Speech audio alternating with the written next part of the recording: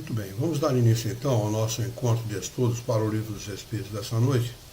Hoje é dia 27 de março de 2024, uma quarta-feira, são 19 horas e 38 minutos. Vocês que estavam aí pela internet, Luciano está conosco agora. Boa noite, Luciano.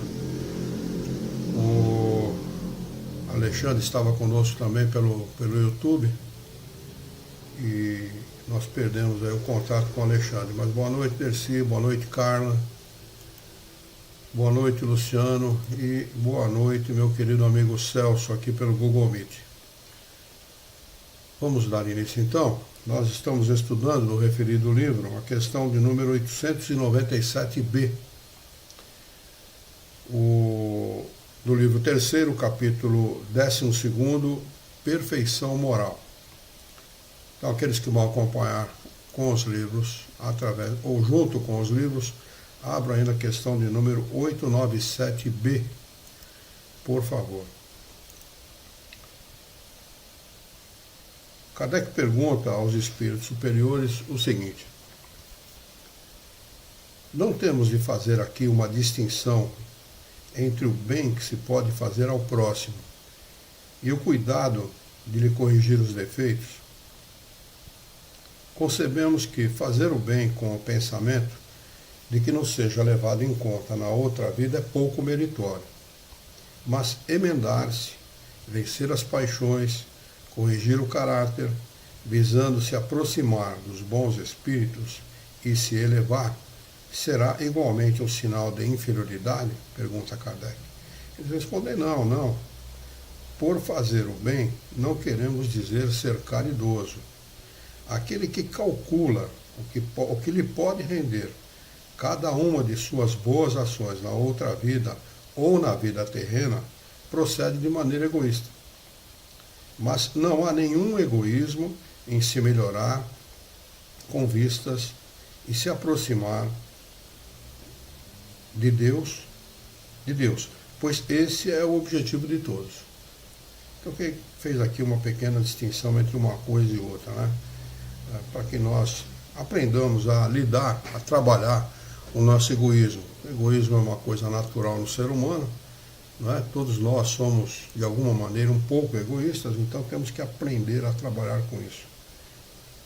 Questão de número 898.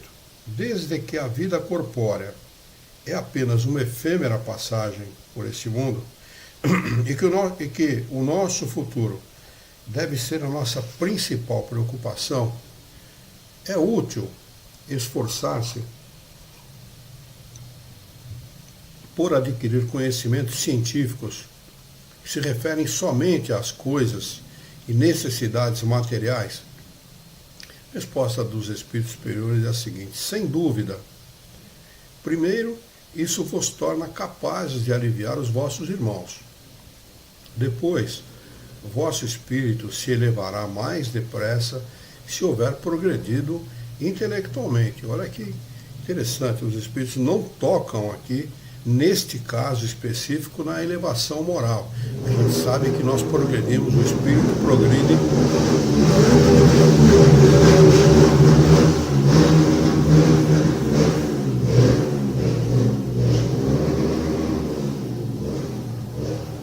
O espírito progride nesses dois aspectos, no aspecto intelectual e no aspecto moral.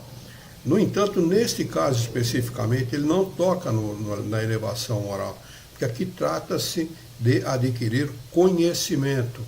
E o conhecimento, ele eleva o espírito intelectualmente, para depois, num segundo momento, ganhando em discernimento, na capacidade de separar o bem do mal, o espírito se eleva automaticamente, moralmente. E ele segue: no intervalo das encarnações, aprendereis em 1 hora, no intervalo das encarnações, em estado de erraticidade, ou seja, perde o corpo físico, continua na vida, fica em estado de erraticidade, livre, sem corpo físico. É disso que ele está falando aqui. No intervalo das encarnações, aprendereis em 1 hora aquilo que na Terra demandaria anos. Então, olha o que nós somos, né, meus irmãos, chamar a atenção aqui para este detalhe importantíssimo, que lendo assim despercebidamente ou sem dar a devida atenção, pode não chamar muita atenção, mas que é um detalhe importantíssimo. Nós aprendemos como espírito em horas, aquilo que nós demandamos anos para aprender aqui na Terra. Não é? A primeira vez que eu li isso, eu fiquei assim extasiado, porque realmente a gente adquire muito conhecimento como desencarnado. A partir do momento que o espírito começa a se interessar por esse aspecto da sua existência, da sua vida, aliás, ele começa se interessando mais em adquirir conhecimento, ele vai cada vez mais buscar esse conhecimento e, consequentemente, vai aprender muito, vai reencarnar todas as vezes que nós reencarnarmos, né, depois que adquirirmos esse interesse, nós vamos reencarnar com mais condição intelectual, cada vez mais intelectualmente desenvolvido, porque vamos aprender muito, uma vez nos interessando por isso, vamos aprender muito. Não é à toa que nós vemos aí crianças de 2 anos de idade fazendo contas de matemática complicadas, não é? Contas de alta elevação em matemática, outros tocando piano, outros falando de suas encarnações passadas, etc. Né? Quer dizer, o espírito adquire esses conhecimentos, ele busca esses conhecimentos não só no nosso mundo, ele vai buscar em outros mundos, em outros planetas, que estejam mais adiantados que a Terra, por exemplo, conhecimentos científicos, né, de tecnologia, por exemplo, para aplicar aqui na próxima encarnação, na futura encarnação. Né? É por isso que nós vemos aí, os primeiros computadores apareceram antes da Segunda Grande Guerra Mundial, antes da Primeira Grande Guerra Mundial. Né? Mas nós vemos que de 1990 aproximadamente para cá, o desenvolvimento foi muito grande da capacidade dessas máquinas. Né? E isso se deve aqui exatamente a esse fato, né? Dos espíritos buscarem essa tecnologia, aprimorar a tecnologia para facilitar a vida do homem. Buscam essa tecnologia, aprender essa tecnologia antes de encarnar e, ao encarnar, aplicam esse conhecimento esse conhecimento que receberam antes de encarnar. Né? Então é muito interessante isso. Né? É bastante interessante. Chamo bastante a atenção de vocês para que vocês notem isso. Então ele segue. Nenhum conhecimento é inútil. Todos contribuem mais ou menos para o adiantamento, porque o espírito perfeito deve saber tudo e devendo o progresso realizar-se em todos os sentidos, todas as ideias adquiridas ajudam o desenvolvimento do espírito. Né? Então nós só sairemos da Terra, por exemplo, a partir do momento que nós conseguirmos entronizar todo o conhecimento que a Terra nos permitir. Né? Porque iremos para um planeta superior ao nosso, adquiriremos todo o conhecimento que esse planeta puder nos permitir e assim sucessivamente até atingir o mais alto grau de desenvolvimento permitido aos espíritos.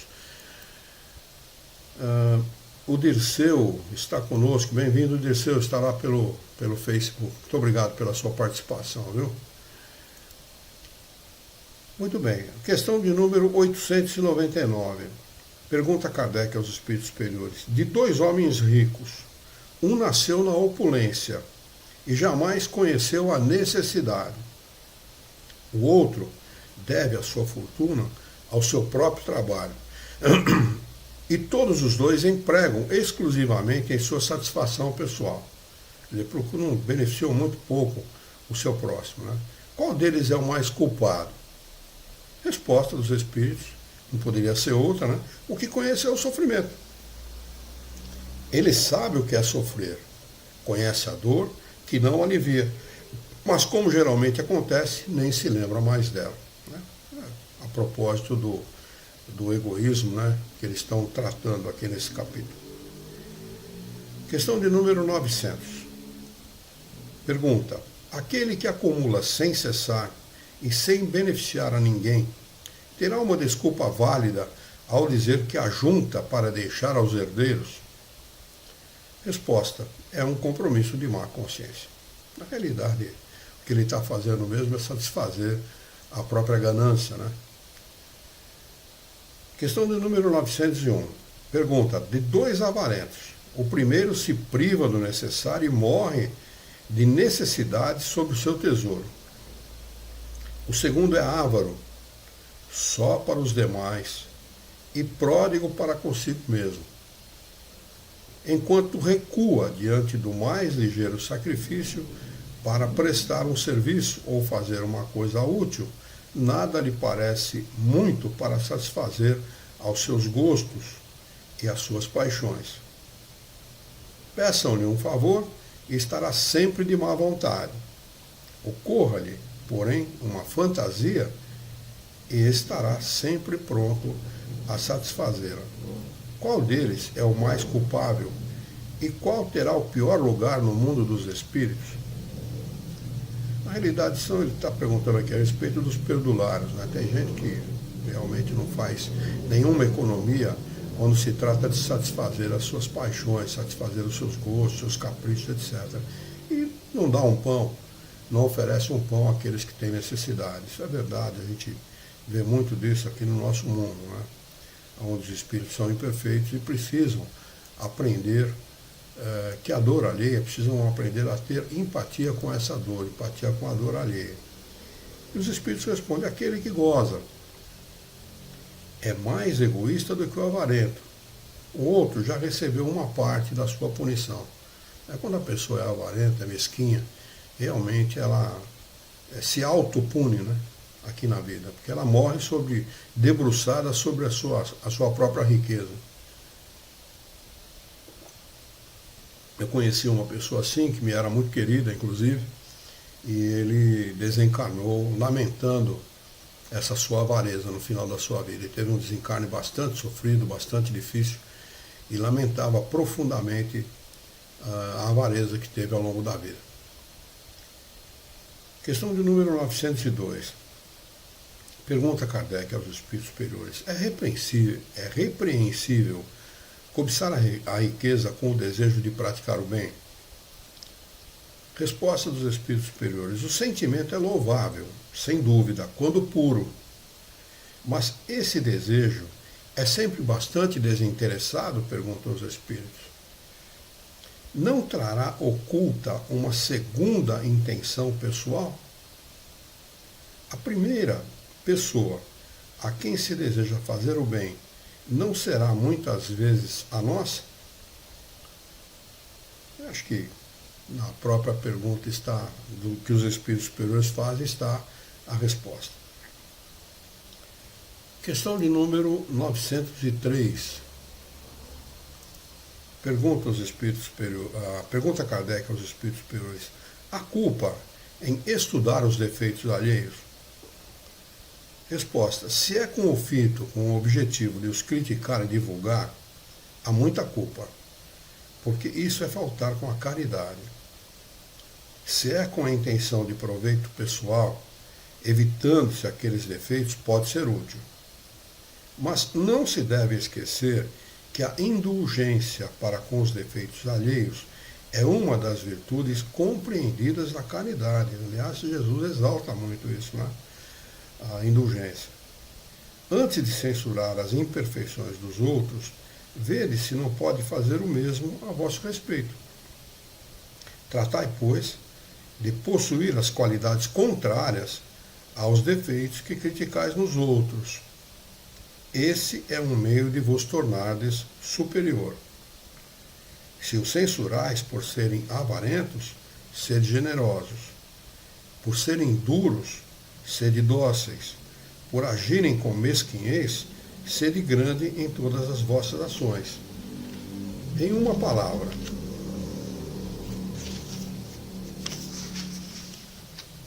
fazei de maneira que não vos possam aplicar aquelas palavras de Jesus, abre aspas, vede um arqueiro no olho do vizinho e não vedes uma trave no vosso, fecha aspas. Questão de número 904. Pergunta: é culpado o que sonda os males da sociedade e os desvenda? Ana Maria Brito e a Ilma Soares estão conosco, bem-vindos, bem-vindas. Muito obrigado pela presença e bons estudos. Questão de número 904, eu vou ler novamente. É culpado o que sonda os males da sociedade e os desvenda? Resposta dos espíritos superiores. Isso depende do sentimento que os leva a fazê-lo. Se o escritor só quer fazer escândalo, é um prazer pessoal que se proporciona, apresentando quadros que são, em geral, antes um mal do que um bom exemplo. O espírito faz uma apreciação, mas pode ser punido por essa espécie de prazer que sente em revelar o mal. É muito comum a gente ver pessoas que têm esse tipo de prazer, lamentavelmente, né? A maledicência, ela é uma coisa bastante complicada. Aliás, a gente deve ressaltar aqui que a maledicência não prejudica somente o maledicente no sentido material da sua vida, mas muito mais no sentido espiritual. Porque espíritos maledicentes, ou que tenham sofrido com a maledicência dessas pessoas em vida, por exemplo, podem tornar-se um obsessor depois que desencarnam, obsediando essas pessoas maledicentes. Então a maledicência é sempre muito prejudicial, não somente aquele que é visado pela maledicência, mas também o maledicente em si. A pessoa que usa tem prazer nisto, ela normalmente é sempre muito prejudicada em todos os aspectos. No aspecto material e no aspecto espiritual. Então que se cuidem aqueles que gostam de fazer esse tipo de coisa, de cometer este tipo de abuso, porque é um abuso, né? O espírito utilizar-se do poder da palavra para maldizer, né? Para diminuir, para tirar a autoridade, ou então o carinho, o amor, o respeito que as pessoas têm pela outra, divulgando inverdades nos meios onde essa pessoa vive. É uma coisa muito perigosa. Questão de número 904A. Como julgar, nesse caso, a pureza das intenções e a sinceridade do escritor? Resposta: isso nem sempre é útil. Se ele escreve boas coisas, procura aproveitá-las. Se escreve más, é uma questão de consciência que a ele diz respeito. De resto, se ele quer provar a sua sinceridade, cabe-lhe apoiar os preceitos no seu próprio exemplo. 905. Alguns autores, pergunta Kardec, publicaram obras muito belas e moralmente elevadas, que ajudam ao progresso da humanidade, mas das quais eles mesmos não tiraram proveito. Como espíritos, lhe será levado em conta o bem que fizeram através de suas obras? Resposta dos espíritos superiores: a moral sem ação é como a semente sem o trabalho. De que vos serve a semente que se não a fizerdes frutificar para vos alimentar? Esses homens são mais culpáveis porque tinham inteligência para compreender. Não praticando as máximas que ofereciam aos outros, renunciaram a colher os seus frutos. Questão de número 906. Pergunta: é repreensível aquele que, fazendo conscientemente o bem, reconhece o que faz? Resposta: desde que pode ter consciência do mal que fizer, deve tê-la igualmente do bem, a fim de saber se age bem ou mal. E pesando todas as suas ações na balança da lei de Deus, e sobretudo na da lei da justiça, do amor e da caridade, que ele poderá dizer a si mesmo se suas ações são boas ou más, e aprová-las ou desaprová-las. A consciência faz isso por nós, né? Toda vez que nós cometemos um abuso contra os nossos irmãos, seja ele da ordem que for, a nossa consciência nos desaprova imediatamente. Né? Na fração de segundo seguinte, a consciência nos acusa do mal que nós fizemos. Não precisa ninguém dizer, né? Não pode, pois, ser responsabilizado por reconhecer que triunfou das más tendências e de estar satisfeito por isso, desde que não se envaideça com o que cairia em outra falta. Item de número 2, subtítulo das paixões. Se não houver nenhuma dúvida, ou se ninguém quiser acrescentar nada, nós vamos passar para este segundo subtítulo. Todo mundo bem? Muito bem, vamos lá. Item 2, subtítulo das paixões. A questão é de número 907. A pergunta de Kardec é a seguinte: o princípio das paixões, sendo natural, é mal em si mesmo? Resposta: não. A paixão está no excesso provocado pela vontade, pois o princípio foi dado ao homem para o bem, e as paixões podem conduzi-lo a grandes coisas. O abuso a que ele se entrega é que causa o mal. Muito sensata a resposta dos espíritos, né? Realmente, quando a pessoa é apaixonada por alguma coisa e faz com o propósito, com o objetivo, com o fito de ajudar o próximo, essa paixão é muito boa, que ajuda a ele e ao próximo. Quando isso acaba desnaturando-se em vaidade, prepotência, orgulho, etc., ou então em se prejudicar-se a si mesmo e ao próximo, realmente ele acaba tornando essa paixão uma paixão que é ruim para ele e para os outros. Né? Questão de número 908. Como definir o limite em que as paixões deixam de ser boas ou más? Resposta: as paixões são como um cavalo que é útil quando governado e perigoso quando governa. Reconhecei, pois, que uma paixão se torna perniciosa no momento em que a deixais de governar e quando resulta num prejuízo qualquer para vós e para o outro.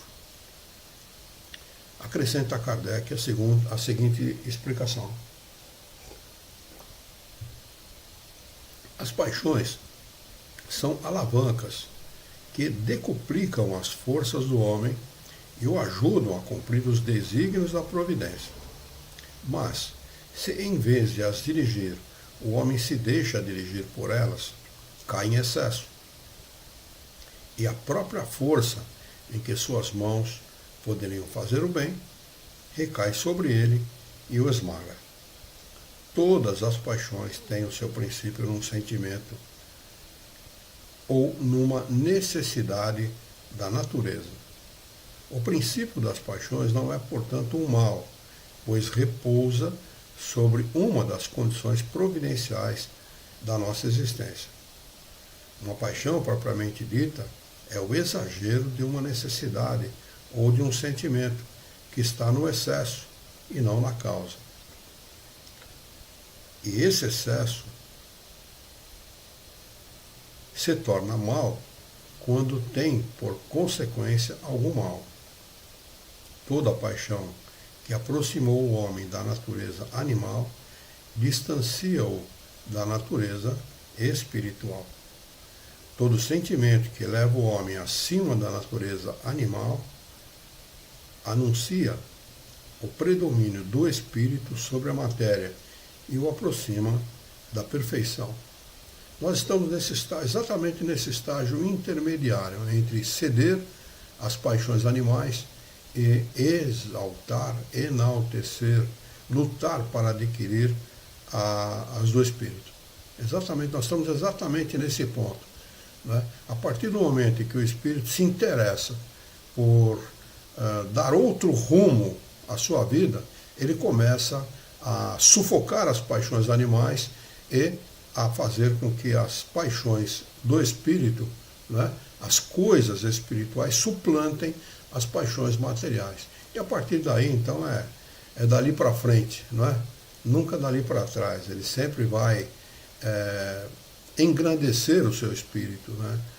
Superando essas paixões materiais, vai engrandecer o seu espírito e vai caminhar sempre para cima e para frente.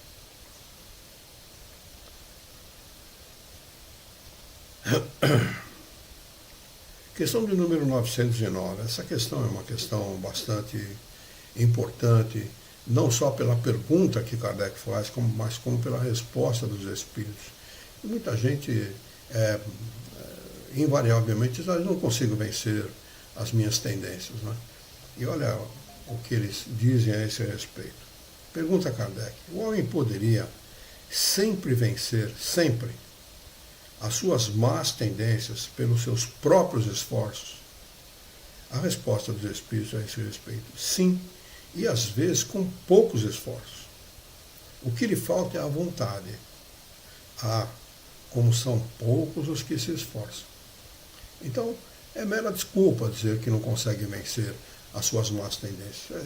Simplesmente meras desculpas. É possível sim, trabalhando, lutando, se esforçando, né, no sentido de vencer essas más tendências, é possível plenamente vencê-las. Não há como o homem desculpar-se com elas, com as suas tendências. Né? É possível sim. Vontade, disciplina, empenho, dedicação, e a gente consegue. Questão de número 910. O homem pode encontrar nos espíritos uma ajuda eficaz para superar as paixões? Resposta: se orar a Deus e ao seu bom gênio, ao seu espírito guia, ao seu anjo da guarda, com sinceridade, os bons espíritos virão certamente em seu auxílio. Certamente, eles não estão falando de vez em quando. Não. Certamente, sempre. Desde que nós peçamos com humildade, com empenho, com vontade, né, fervorosamente nas nossas preces, sempre nós teremos a ajuda dos bons espíritos. Sempre teremos a ajuda do nosso espírito guia, porque ele, nosso espírito guia, já foi um espírito como nós. Ele sabe o quanto é difícil, muitas vezes, nós vencermos uma dificuldade, seja ela material ou espiritual. Então procura, quando vê que há o verdadeiro interesse, o verdadeiro empenho, quando isto é real, né, procura nos ajudar de todas as maneiras. E, aliás, ele é destinado a nos tutelar, né, no sentido de nos ajudar, não de fazer por nós aquilo que é a nossa obrigação, não. Né, mas nos tutelar no sentido de nos ajudar, nos incentivar, nos estimular para o bem, desde de antes de nós encarnarmos. E muitas vezes desde as nossas primeiras encarnações. Né? Então nós sempre teremos um bom espírito, sempre teremos o nosso espírito guia, sempre teremos o nosso anjo da guarda ao nosso lado, nos estimulando e se empenhando em nos auxiliar a vencer as nossas dificuldades. Confiança, né? Confia sempre. Esta é a palavra de ordem, né? Existe uma frase muito utilizada no meio espírita, e eu não sei se em outros meios também, porque eu desconheço, mas no meio espírita é bastante utilizada. Tudo é força, mas só Deus é poder. Tudo é força, o homem é força, os espíritos são forças da natureza, mas poder, só o Criador. Então, voltando-se a Ele com empenho, com dedicação, com amor, com carinho, com respeito e, sobretudo, com humildade, nós conquistaremos a nós mesmos. Questão de número 911, se eu não estou enganado. Tá, eu acho que eu não li toda a resposta da 910, né? Eu vou ler novamente. Se orar a Deus e ao seu bom gênio com sinceridade, os bons espíritos virão certamente em seu auxílio, porque essa é a sua missão. Pergunta Kardec na 911. Não existem paixões de tal maneira vivas e irresistíveis que a vontade seja impotente para superar? Resposta dos Espíritos. Há muitas pessoas que dizem, abre aspas, eu quero, fecha aspas. Mas a vontade está apenas nos lábios. Elas querem, mas estão muito satisfeitas de que não podem superar as suas paixões e que o seu espírito nelas se compraz por consequência de sua própria inferioridade. Quando os espíritos falam em inferioridade, eles estão falando em imperfeição, não é? E os espíritos são imperfeitos temporariamente. Sempre nós devemos ter isso em mente. Não há espíritos imperfeitos para sempre, ou criados para serem maus eternamente, como muitas religiões afirmam, os demônios, os diabos, os satanás, seja lá o que for. Não é? Não existe isso. Nós somos imperfeitos, sim, mas somos temporariamente imperfeitos. O pior dos homens será um espírito puro. Então, nós podemos dizer que estamos condenados à felicidade, com absoluta certeza.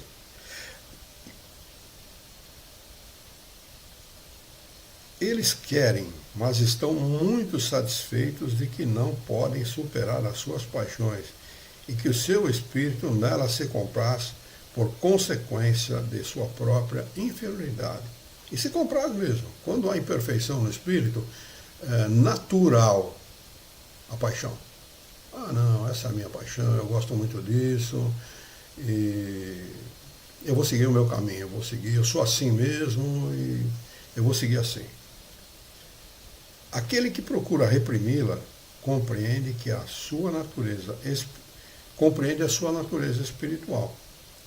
Vencê-las é para ele um triunfo do espírito sobre a matéria. Então realmente é muito prazeroso toda vez que nós conseguimos vencer uma tendência. Né? Questão do número 912. Qual o meio mais eficaz de se combater a predominância da natureza corpórea? Resposta: praticar a abnegação.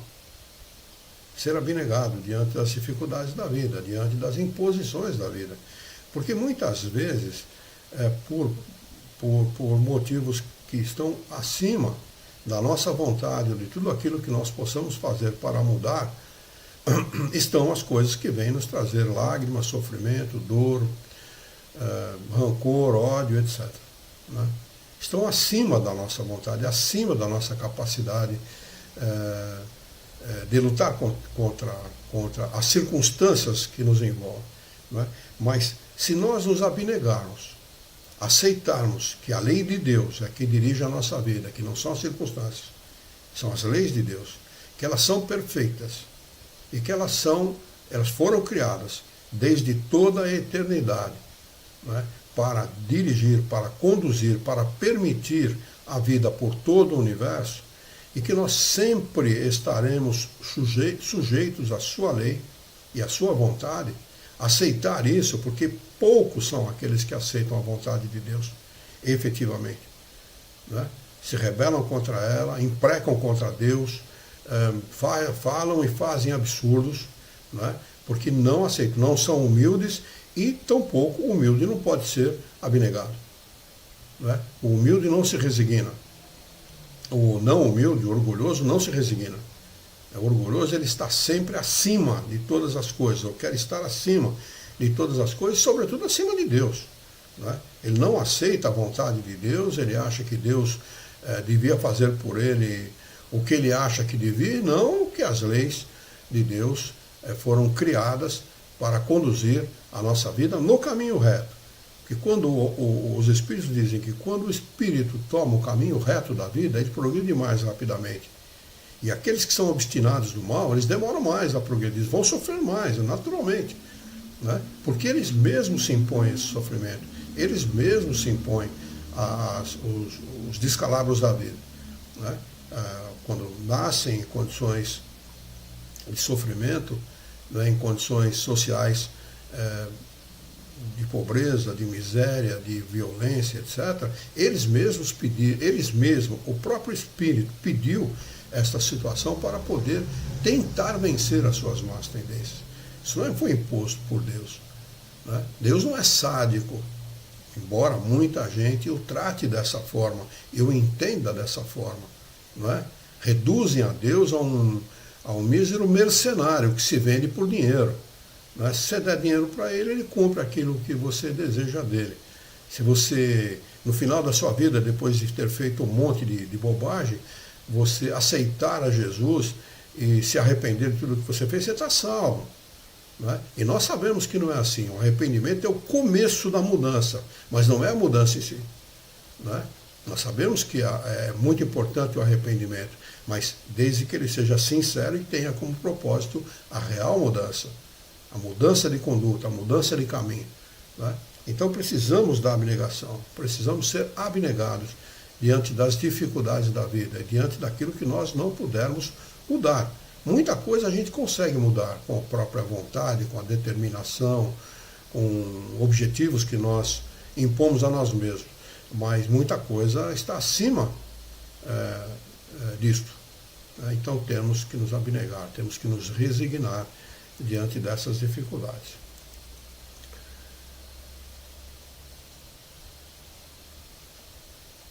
Muito bem, vamos lá.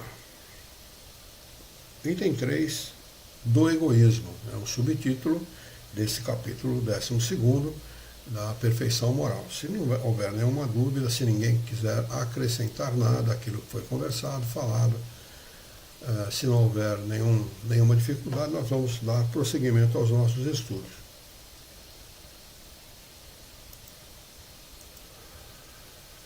Muito bem. Questão de 913. A pergunta de Kardec é a seguinte: entre os vícios, qual é o que podemos considerar radical? Resposta: já dissemos muitas vezes, o egoísmo. O egoísmo é vamos dizer assim, a fonte de todos os nossos males. Né? É dali que nasce, ali que é gerado, e são gerados todos os nossos males. Né? Tem a fonte, tem na fonte do egoísmo todos esses males. Né? Então precisamos lutar contra o egoísmo. É difícil realmente, eu sei que para todos nós é difícil. Né? Muitas vezes nós nos apegamos às coisas materiais, nos apegamos aos nossos bens, nos apegamos à família, nos apegamos a todas as coisas e esquecemos que nada é nosso. Né? Que nós não temos absolutamente nada. Então precisamos aos poucos, né? Paulatinamente, progressivamente, nos desligarmos de todas as coisas materiais, de tudo aquilo que existe no nosso mundo, porque nada é no nosso mundo, nada é para sempre, nada é perene, nada é constante, tudo está em franca mudança, franca e constante mudança. Não é? Então é preciso nós lutarmos para entender isso, entender com o coração, entender com o sentimento, entender logicamente, entender com o raciocínio, não é? Porque se nós nos deixarmos levar pelas paixões, pela vontade de não entender esta realidade, nós seremos egoístas para sempre, ou durante muito tempo. Né? Nada é para sempre, né? Porque o espírito muda sempre para melhor, mas nós seremos egoístas por muito tempo. Isso trará muito sofrimento para o espírito. A partir do momento que nós conseguirmos separar as coisas, deixarmos os problemas da vida material, do portão da nossa casa para fora, e os problemas que nós temos dentro de casa, do portão para dentro, né? E tratarmos os nossos colegas de trabalho, os nossos parentes, a nossa esposa, o nosso marido, os nossos filhos, com o devido respeito, sem egoísmo, nós vamos ter uma vida melhor. Né? Porque muitas vezes, egoisticamente, nós achamos que os nossos problemas estão acima de qualquer interesse. E isso não é verdade. Né? A verdade é que nós temos que trabalhar no sentido de aperfeiçoar os nossos sentimentos, deixando de ser egoístas. Né? Ele segue respondendo: dele se deriva todo o mal. Estudai todos os vícios e vereis que no fundo de todos existe egoísmo. Porque, por mais que luteis contra eles, não chegareis a extirpá-los enquanto não os atacardes pela raiz. Enquanto não lhes houverdes destruído a causa, que todos os vossos esforços tendam para esse fim, porque nele se encontra a verdadeira chaga da humanidade. O egoísmo é a grande chaga da humanidade. O homem é capaz de fechar os olhos e o coração, o sentimento, para a fome, para a miséria, para a guerra, para a destruição, para o sangue, para o sofrimento, para a lágrima, em nome do egoísmo. É um absurdo, né? É muitas vezes desumano aquilo que nós vemos no nosso mundo. Muitas vezes não parece ser vindo de um ser humano, né? Às vezes parece haver mais senso de humanidade no agir de um animal do que muitas vezes de muitos homens, né? Quem nesta vida quiser se aproximar da perfeição moral deve extirpar do seu coração todo o sentimento de egoísmo, porque o egoísmo é incompatível com a justiça. O amor e a caridade, ele neutraliza todas as qualidades, as outras qualidades.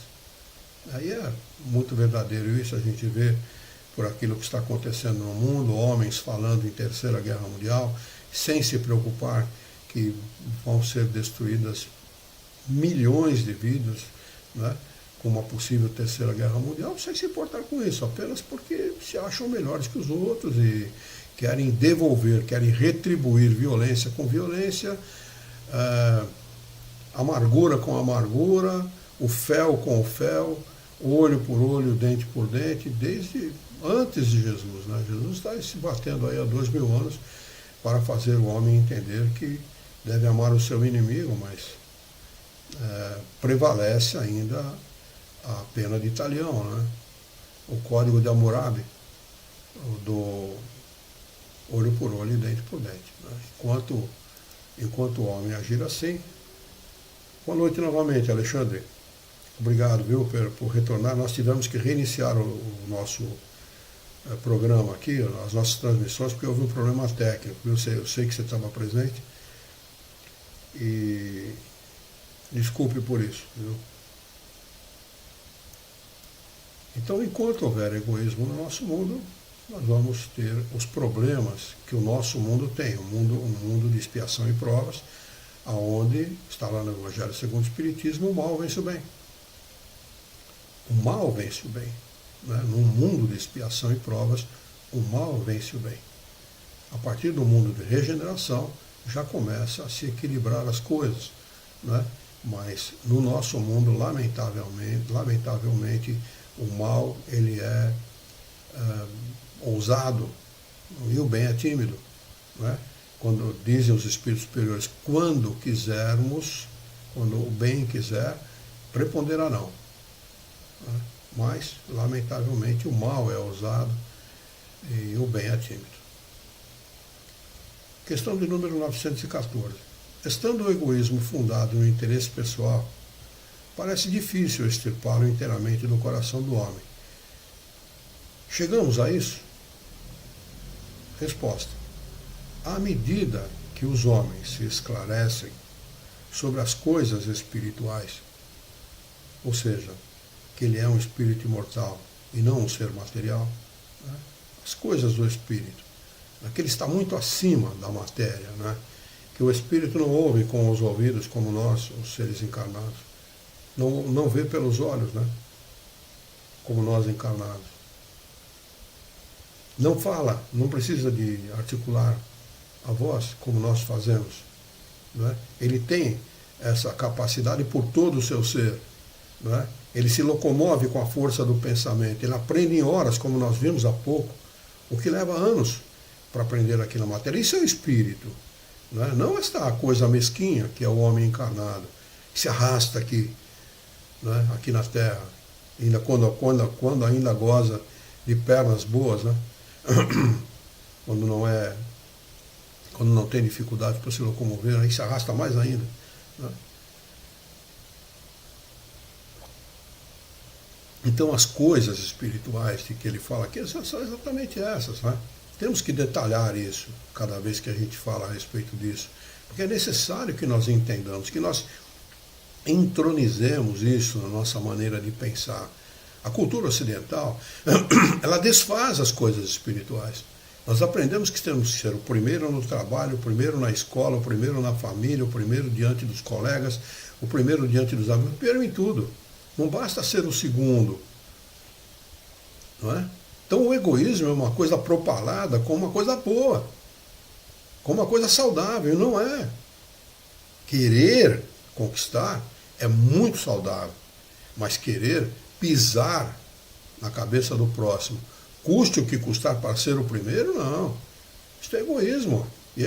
O egoísmo é a grande chaga da humanidade, é mesmo, e continuará sendo enquanto nós pensarmos assim, enquanto agirmos dessa forma. Eles dizem, à medida em que os homens se esclarecerem sobre as coisas espirituais, dão menos valor às materiais. Em seguida, é necessário reformar as instituições humanas, que as entretêm e excitam. Isso depende da educação. Mas como é que nós vamos reformar as instituições humanas, que se quem dirige as instituições humanas são egoístas, e fazem as leis segundo as suas necessidades e os seus interesses? Né? As instituições humanas não existem para beneficiar o todo, para beneficiar o coletivo, com o propósito do bem geral, do bem comum. As instituições humanas, nós sabemos disso, porque vivemos aqui neste mundo, elas beneficiam uma meia dúzia, né? Os amigos do rei, e não o todo, não o coletivo.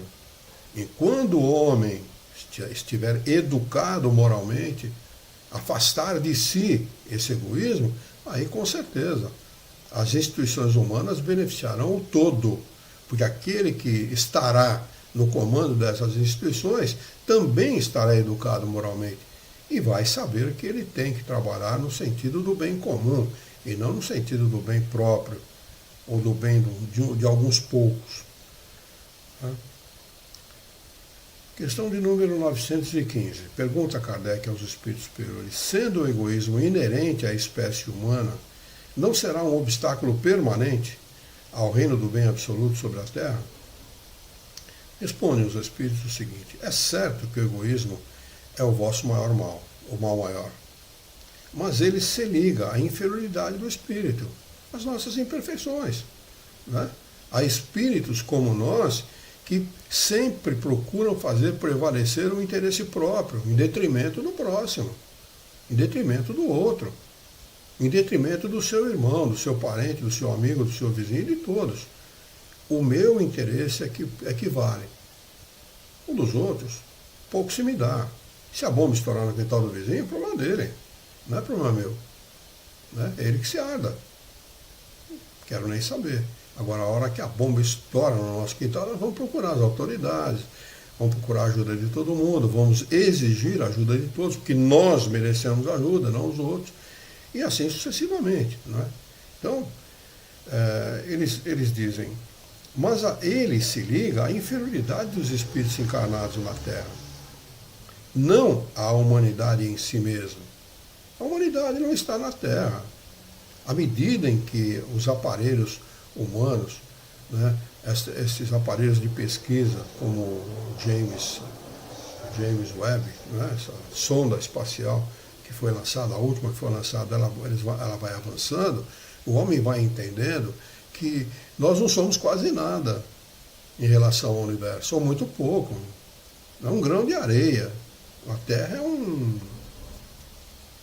planetazinho, né?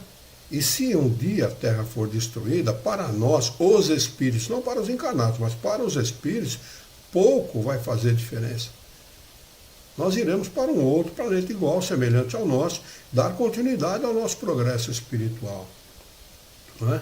Nós valorizamos tanto cada pedacinho de terra, o nosso país, a nossa pátria, os nossos interesses pessoais, etc. E a realidade, a tecnologia, a ciência está mostrando para o homem que isso é um subterfúgio usado pelo egoísta, não é? Que faz valer os seus interesses através desse subterfúgio. Mas não que ele seja a realidade. A realidade é o bem comum, a realidade é o bem geral, é o bem de todos. Essa é a realidade. A nossa felicidade depende da felicidade do próximo. Enquanto houverem pessoas passando fome no nosso planeta, não seremos felizes. A nossa felicidade sempre será mesclada pela infelicidade do próximo. Como é que nós podemos ser felizes vendo crianças passando fome, serem estupradas, não é? Pessoas fazendo turismo sexual no nosso país e em outros países, né, que têm os mesmos problemas sociais que o nosso. Né? Como nós seremos felizes? Alguma consciência é capaz, eu não estou nem aí, não é mentira. É mentira porque a cabecinha lá no travesseiro, no momento do sono, um pouco antes dele, acusa. Não é? Como é que nós podemos fazer para melhorar o mundo? Se não acusar naquele momento, vai acusar no outro, certamente. Porque nós somos assim. O nosso interesse tem que ser sempre pelo bem comum e não pelo bem pessoal. E o homem, e nós estamos, à custa de muito sofrimento e de muita lágrima, aprendendo isso.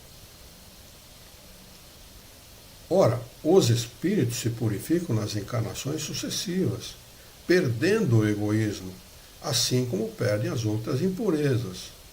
Não tendes na terra algum homem destituído de egoísmo e praticante da caridade? Existem em maior número do que julgais, mas conheceis poucos, porque a virtude não se procura fazer notar. E se há um, por que não haverá 10? Se há 10, por que não haverá 1000? E assim por diante?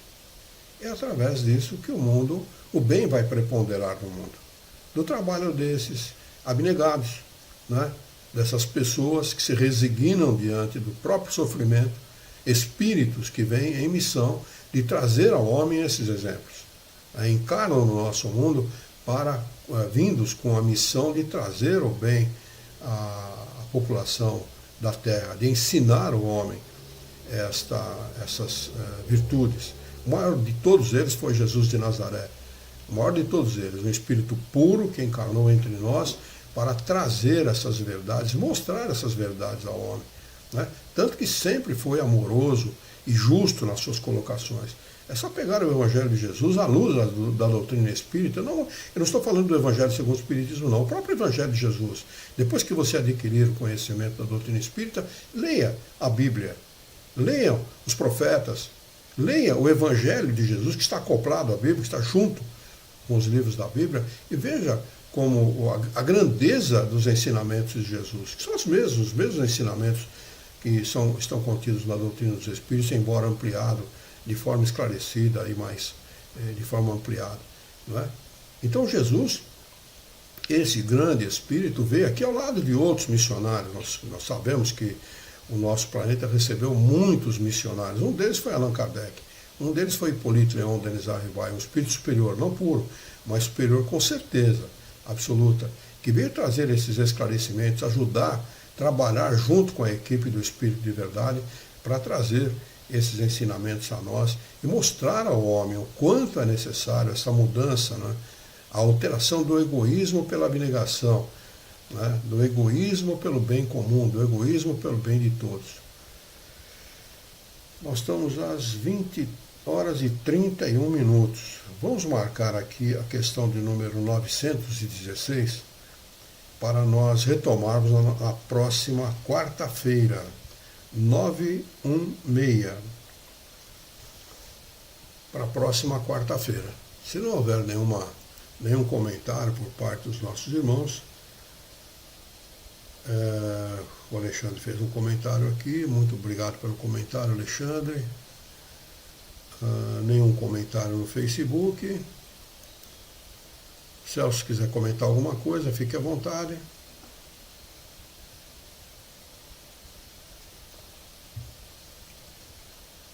Muito bem.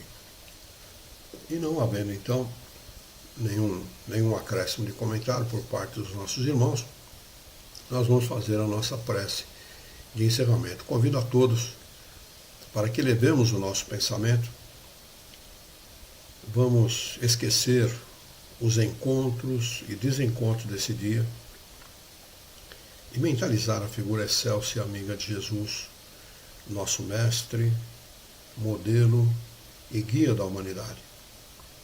E juntos com Jesus nos dirigir ao Criador, ao Senhor da vida, fonte inesgotável de paz, de amor, de bondade, de misericórdia e justiça, para agradecê-lo muito pela oportunidade de aqui estarmos reunidos em seu nome para discutirmos as questões propostas pelo Livro dos Espíritos dessa noite.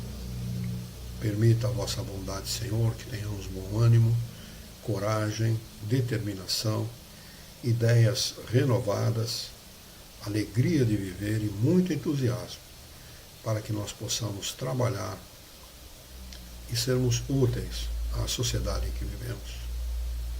Dá-nos ainda, Senhor, a força e a coragem para orientarmos a própria existência por um profundo e sincero respeito pelo nosso próximo. Em teu nome, em nome de Jesus, em nome dos bons espíritos, em nome do nosso diretor espiritual e sua equipe, nós declaramos encerrado o nosso encontro de estudos dessa noite, e que assim seja.